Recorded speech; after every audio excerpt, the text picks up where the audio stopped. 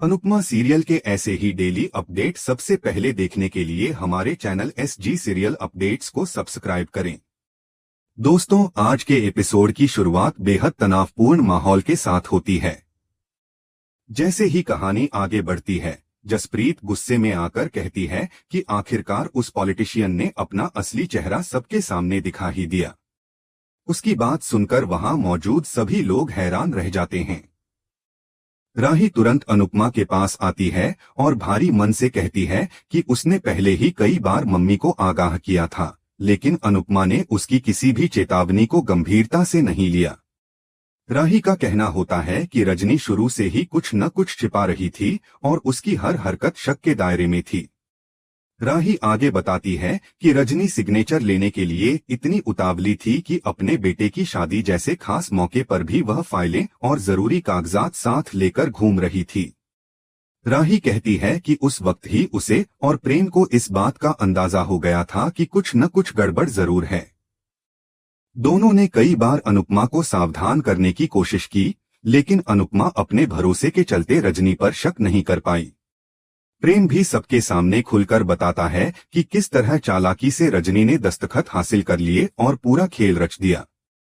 इसी बीच अचानक रजनी सबके सामने अनुपमा पर बड़ा और सनसनीखेज आरोप लगा देती है। वह ऊंची आवाज में कहती है कि अनुपमा ने चोल को गिरवाने के बदले पेंटहाउस की मांग की थी।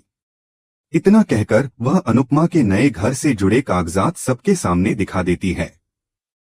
ये देखकर अनुपमा पूरी तरह चौंक जाती है और कुछ पल के लिए तो उसे समझ ही नहीं आता कि वह क्या कहे। रजनी कहती है कि अनुपमा नहीं चाहती थी कि सच्चाई सामने आए, इसलिए वह सब कुछ छुपा रही थी, लेकिन अब हर किसी को सच जानना चाहिए।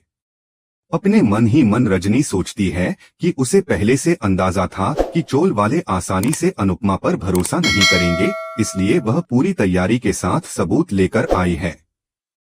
दूसरी तरफ लीला बेचैनी के साथ बाबूजी से अनुपमा के बारे में पूछती है। बाबूजी बताते हैं कि किसी का भी फोन नहीं लग रहा और कोई खबर नहीं मिल पा रही है। यह सुनकर लीला और ज्यादा घबरा जाती है और कहती है कि इसी डर से वह अनुपमा को बार बार रोक रही थी। बाबूजी भी परेशान हो जाते हैं और मन ही मन अनुपमा की सलामती के लिए प्रार्थना करने लगते हैं। उधर मौके पर अनुपमा रजनी से साफ शब्दों में कहती है कि वह ड्रामा बंद करे और बेबुनियाद आरोप लगाना छोड़े।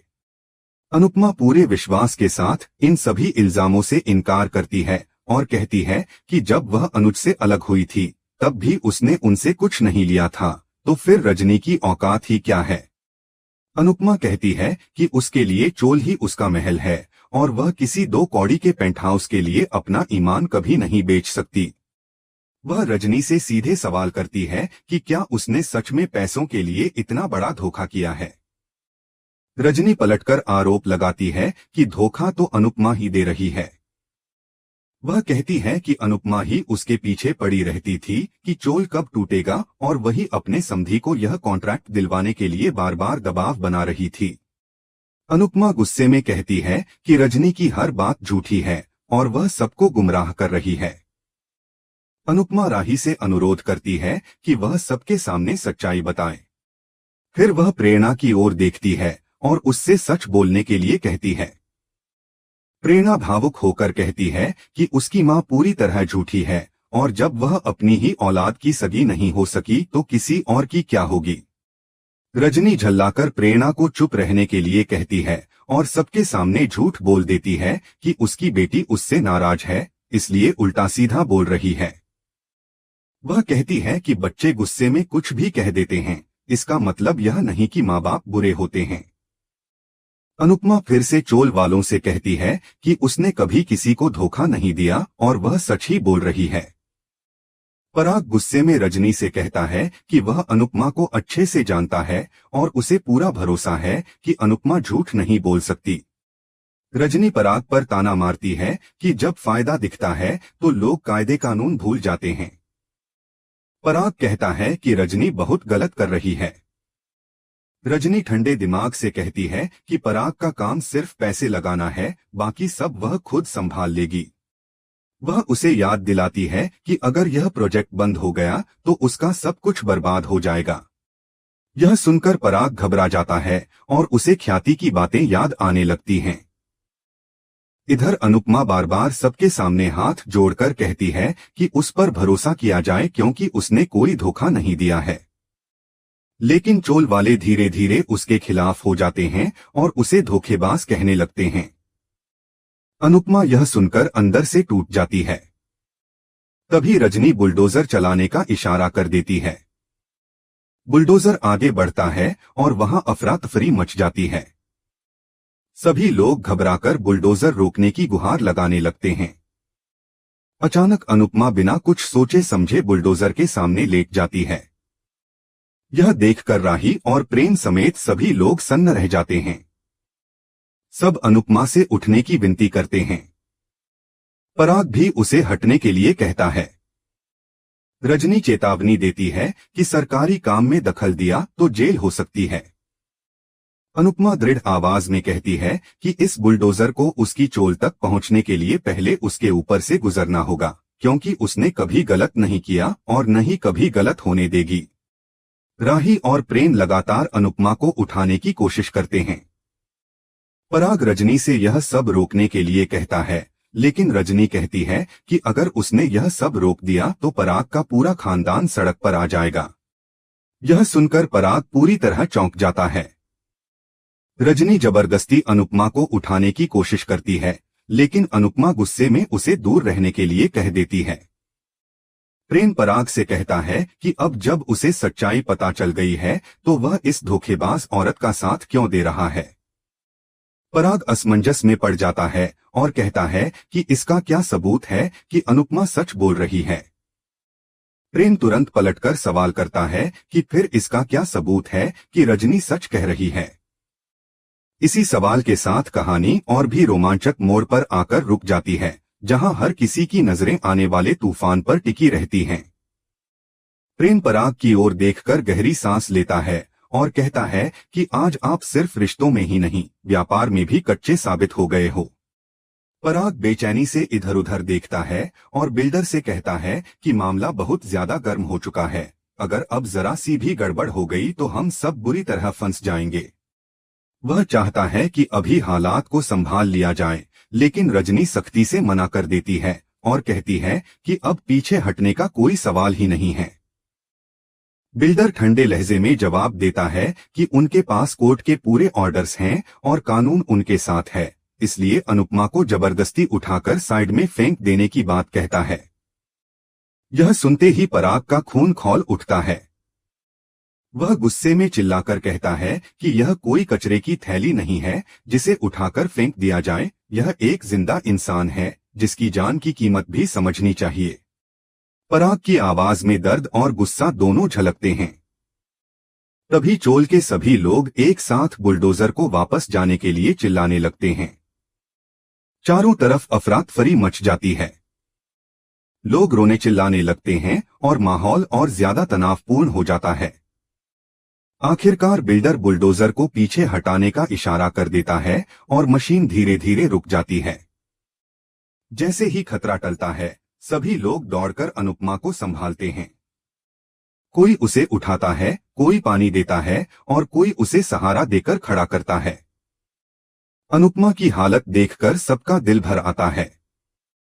लेकिन बिल्डर जाते जाते चेतावनी देता है कि आप सबने सरकारी काम में बाधा डाली है और इसका अंजाम बहुत बुरा होगा। वह कहता है कि अगली बार वह पुलिस के साथ आएगा और तब किसी की नहीं सुनेगा। चोल वाले उसे वहां से जाने के लिए कह देते हैं और माहौल कुछ देर के लिए शांत हो जाता है। दूसरी तरफ मोतीबा घर में ख्याति को नई नेम प्लेट दिखाती है और खुशी खुशी कहती है कि इस बार तुम्हारी पसंद की नेम प्लेट लगाएंगे। वह भावुक होकर कहती है कि यह घर उनकी पूरी दुनिया है और वे जिंदगी भर इसी घर में रहना चाहते हैं। ख्याति मुस्कुराने की कोशिश करती है, लेकिन उसके मन में डर बैठा होता है। वह भगवान से मन ही मन प्रार्थना करती है कि पराग का प्रोजेक्ट बिना किसी मुसीबत के पूरा हो जाए और उनके घर पर कोई आंच न आए। उधर रजनी चोल वालों के सामने बड़े गर्व से कहती है कि एनओसी पर अनुपमा ने साइन कर दिए हैं और अब कोई भी इस प्रोजेक्ट को रोक नहीं सकता। फिर वह धीरे से अनुपमा के पास आती है और कान में कहती है कि मेरी तरफ आ जाओ, फायदे में रहोगी, जब दिमाग ठंडा हो जाए तो घर आ जाना। उसकी आवाज में चालाकी और आत्मविश्वास साफ झलकता है। लेकिन यह सब देखकर पराग का सब्र टूट जाता है। वह रजनी पर गुस्सा करते हुए कहता है कि उसने पहले ही कहा था कि उसे चोल वालों की बद्दुआ नहीं लेनी है, फिर भी उसने इतना बड़ा धोखा क्यों दिया। रजनी पलटकर कहती है कि तुमने भी मुझे पहले धोखा दिया था, उसका क्या हुआ। पराग कहता है कि वह आज की बात कर रहा है और आज जो हुआ है उसने सब कुछ बिगाड़ दिया है। वह रजनी से सवाल करता है कि जब उसे पता था कि अनुपमा उसकी समधन है तो उसने सच क्यों छुपाया।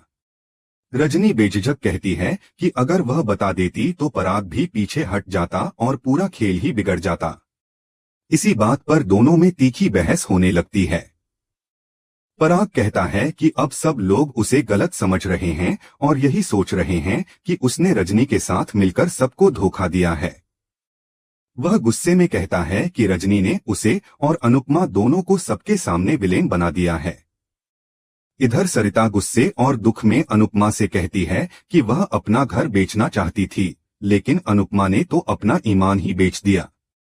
चोल के लोग भी ताने मारते हैं कि जिस चोल ने उसे सिर पर छत दी उसी को उसने बेच दिया। लोग उसे धोखेबाज कहने लगते हैं और अनुपमा का दिल अंदर से टूटने लगता है।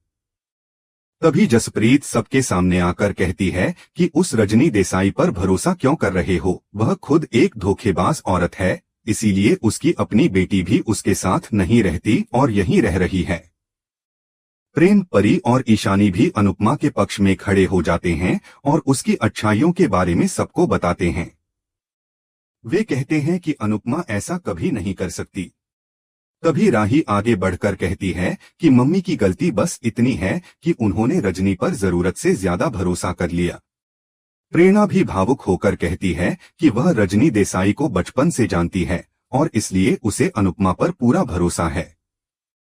उसकी नजरों में अपनी मां के लिए कोई सम्मान नहीं बचा होता। दूसरी तरफ रजनी पराग से कहती है कि वह उसे ज्ञान क्यों दे रहा है और क्या उसने अपने सारे बिजनेस सच्चाई के ऊपर खड़े किए हैं। पराग गुस्से में जवाब देता है कि वह बिजनेसमैन जरूर है, लेकिन कमीना नहीं है। उसने कोठारी एम्पायर अपनी मेहनत से खड़ा किया है, किसी को धोखा देकर नहीं। रजनी ठंडे स्वर में कहती है कि वह अपने बिजनेस के बारे में ही सोचे, वरना उसका पूरा परिवार सड़क पर आ जाएगा। यह सुनकर पराग अंदर से डर जाता है और कुछ देर के लिए चुप हो जाता है। इधर अनुपमा सबके सामने हाथ जोड़कर माफी मांगती है कि उसने बिना पढ़े साइन कर दिए। वह कहती है कि वह सबकी हालत समझ सकती है और उसका इरादा कभी किसी का नुकसान करने का नहीं था। अनुपमा बताती है कि रजनी ने दूसरे वाले पेपर्स इतने जटिल बनवाए थे कि वह कुछ समझ ही नहीं पाई। वह रोते हुए कहती है कि उसने किसी को धोखा नहीं दिया, बल्कि रजनी ने उसके कंधे पर रखकर आप लोगों पर बंदूक चलाई है और उसके भरोसे का गलत फायदा उठाया है। भारती का नाम लेकर वह कहती है कि दोनों के विश्वास को तोड़कर रजनी ने यह साजिश रची है। सभी लोग परेशान होकर एक दूसरे का मुंह देखते रह जाते हैं। किसी को समझ नहीं आता कि अब आगे क्या होगा और इस तूफान का अंत कैसे होगा। इसी भारी माहौल के साथ एपिसोड खत्म हो जाता है। अगले एपिसोड की झलक में दिखाया जाता है कि अनुपमा खुद रजनी के घर पहुंचती है और सख्त लहजे में कहती है कि तुम यह खेल नहीं जीती हो, असली खेल तो अब शुरू हुआ है। यह सुनकर रजनी हैरान रह जाती है और उसकी आंखों में डर की झलक दिखाई देती है। कहानी यहीं पर और भी रोमांचक मोड़ पर आकर रुक जाती है, जहां हर किसी को आने वाले संघर्ष का इंतजार होने लगता है।